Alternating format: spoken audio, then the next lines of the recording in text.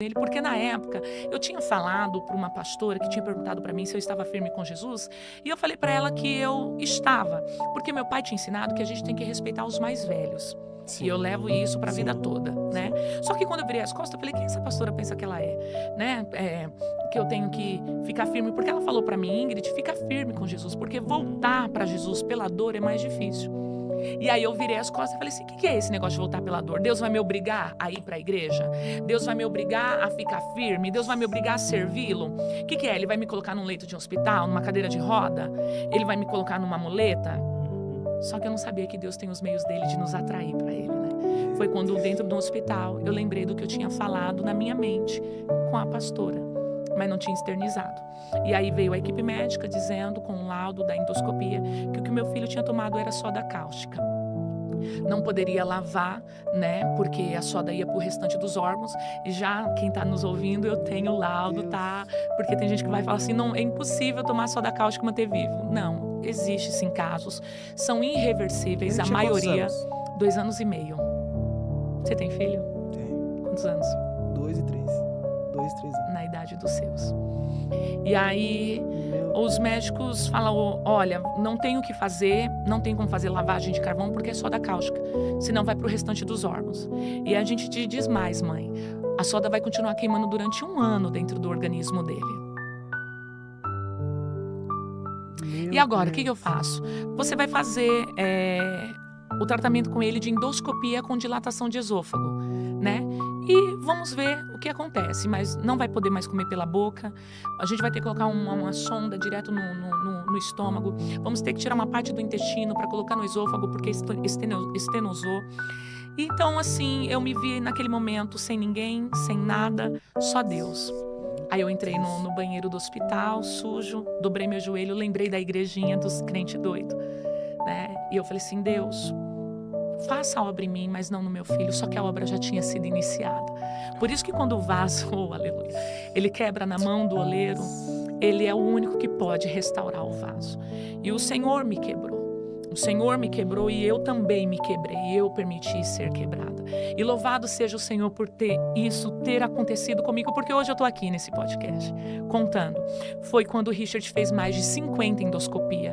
Uma endoscopia por semana o Richard fazia com dilatação de esôfago, ele tomava sedativos para poder fazer a endoscopia. E Deus ia me tratando, por quê? Porque eu era altiva, eu era soberba, eu era estúpida, eu era ignorante, eu era grosseira, eu achava que eu era a dona da razão. Mas o Senhor tinha um chamado na minha vida. Por quê?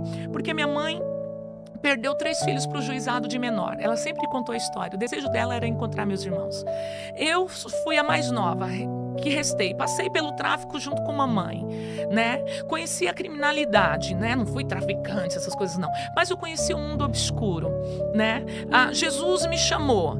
Desci as águas, aí depois eu me relaciono com alguém que eu acredito que vai me salvar. E a pior coisa é quando você coloca a expectativa nos outros. Não coloque a expectativa em ninguém. Coloque a sua expectativa em Deus. Porque ainda que Deus frustre as suas expectativas, pode ter certeza que a vontade dele sempre vai ser boa, perfeita e agradável. E é isso. Só que nesse relacionamento eu saí e eu esqueci que Deus tinha me escolhido. E eu vou te dizer uma coisa para você, Yang, e para quem está nos assistindo. Escolhido não tem escolha. Como que eu sei que eu sou escolhida, Ingrid? Como que eu sei quando eu sou escolhido? Pelo seu contexto de vida. Se a sua vida é uma pancada, se você sofre desde que você se conhece por gente, se para você as coisas... Ou eu posso falar em línguas porque eu tô sentindo Deus aqui. Se você sente que com você, se você percebe o roteiro da tua história, para você é muito mais difícil, para você é com muito mais choro, pode ter certeza, você não é chamado, você é escolhido. E quem é escolhido sempre vai viver o propósito do Senhor. Quem é escolhido sempre vai viver a rota do Senhor. Quem é escolhido vai escolher o plano A e Deus vai ter o plano B. Quem é escolhido vai escolher o plano B e Deus tem o plano A. Aleluia, dará-se calabarachore. E tem gente que está se perguntando por que para mim é mais difícil, por que para mim é mais complicado, por que para mim é mais estreito, porque é escolhido. Escolhido tem uma missão. E a missão é de resgatar, de restaurar, de curar, de libertar, de levantar, de incentivar. E foi quando eu olhei para a minha vida e eu falei assim, eu sou escolhida. Eu voltei para a igreja, pedi para o Senhor curar o meu filho. E Deus não curava meu filho, Yang. Deus não curava meu filho.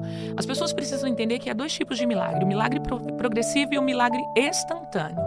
O milagre progressivo é um milagre que ele vai acontecer. O milagre instantâneo é um milagre que ele vai acontecer agora, rápido, já. O milagre progressivo é aquele milagre que ele vai acontecer dia após dias, hora após horas, semanas após semanas, meses após meses.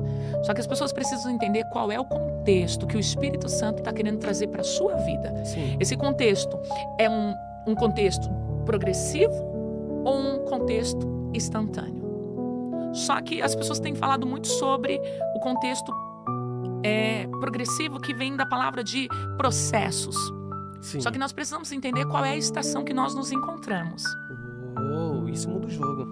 Porque quando você está numa estação estabelecida pelo Senhor, ainda que você queira diminuir a velocidade, é o céu que está acelerando. E se você quiser acelerar, é o céu que está diminuindo.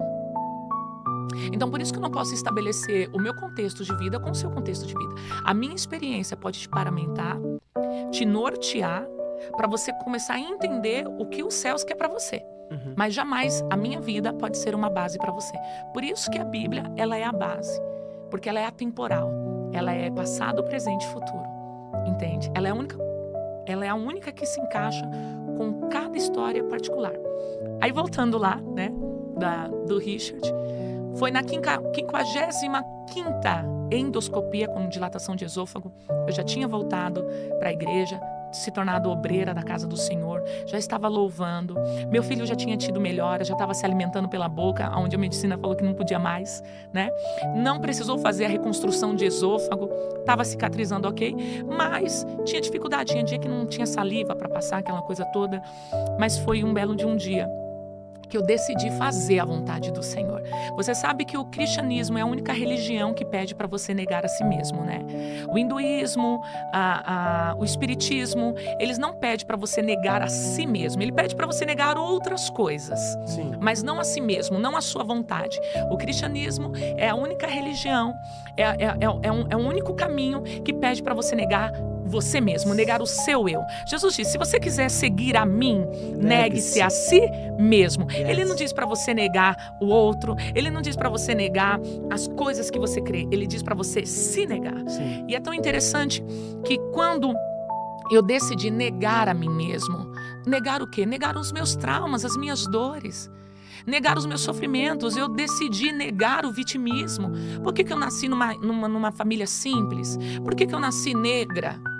Sim. É as incógnitas. Sim. Porque o branco vence, mas o preto É muito mais difícil. é muito mais difícil e tá tudo bem. É algo milenar. Vem desde lá de Caim, do Egito.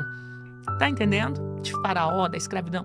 Então tá tudo bem, eu tô resolvida com isso. Mas eu decidi negar a si mesmo. Eu decidi deixar uma palavra que parece até ser clichê, mas não é, o porquê, e passei a aderir o para quê. Para que eu passei tudo isso? Para que o Richard viveu essa situação? Para quê? Qual é o propósito? Yes, isso mesmo. E aí foi quando, um belo de um dia no hospital, mais uma endoscopia com dilatação de esôfago. Isso eu tinha meados aí para 17, 18 anos, tá? Nova. Meu Deus. Adolescente, né? E aí foi quando os médicos falaram assim, Ingrid, a gente não sabe o que aconteceu, mas o Richard está recebendo alta do tratamento dele. Como assim? Alta para ir embora para casa hoje? Não. Alta que ele não precisa mais fazer dilatação de esôfago com endoscopia porque está cicatrizado por dentro. Milagre. Milagre. Foi progressivo. Durou 3 anos e meio. Mas o maior milagre foi o meu. Não foi o do meu filho. Sabe por quê, Yang? Porque depois disso, eu me tornei uma mulher de Deus, de caráter. Você tá entendendo? Comecei a influenciar pessoas.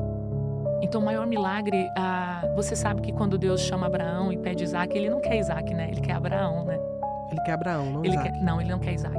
E é tão interessante, presta atenção nessa alusão aqui para você entender. O monte, certo? Sim. Vem Abraão com Isaac e o servo, né? E o jumentinho, ok? Ok. Eles estão subindo o monte. Aqui está o monte. De um lado está subindo Abraão com Isaac. Do outro lado já estava subindo o cordeiro. Meu Deus. O céu só prepara quando eu me disponibilizo a entregar aquilo que o céu está me pedindo. Então era Abraão e Isaac subindo e o cordeiro subindo do outro lado, tá entendendo? Abraão não estava vendo, mas o céu já estava providenciando. Então quando Abraão sobe e ele sacrifica Isaac no coração, Deus diz: Abraão, não faça isso. Eu já provi o cordeiro, tá entendendo? Então Deus queria Abraão, Deus não queria Isaac. Então quando meu filho sofreu esse acidente doméstico, Deus não queria o meu filho, Deus me queria. Deus queria.